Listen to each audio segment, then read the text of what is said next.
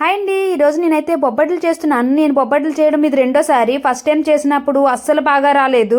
ఆ రోజు మా ఆయన అయితే తిని అస్సలు బాగాలేదు, ఇంకోసారి ఎప్పుడు ట్రై చేయొద్దు అన్నారు. బాలేని రెసిపీ ఏదైనా సరే నాకు బాగా చేసి చూపించడం అలవాటు. ఒక కప్పు మైదా పిండిలో కొద్దిగా బొంబాయి రవ్వ, సాల్ట్ వేసి బాగా కలిపి ఆయిల్ వేసి 3 గంటల పాటు నానబెట్టుకోవాలి. ఒక కప్పు శనగపప్పుని నానబెట్టుకొని ఉడకబెట్టి ఒక మిక్సీ జార్ లో వేసుకొని బెల్లం, యాలకుల పొడి కూడా వేసి మిక్సీ చేసుకున్నాను. ఒక పాన్ లో 2 స్పూన్లు నెయ్యి వేసుకొని దగ్గరగా అయ్యే వరకు ఈ పేస్ట్ ని ఫ్రై చేసుకోవాలి.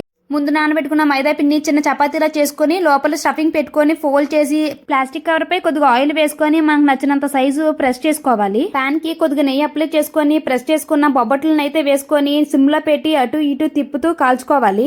మధ్య మధ్యలో నెయ్యి కూడా అప్లై చేశాను. నేను ఎప్పుడు పూరీలు చేసిన పొంగు, కానీ ఈ బొబ్బట్లు మాత్రం భలే పూరీలా పొంగాయి.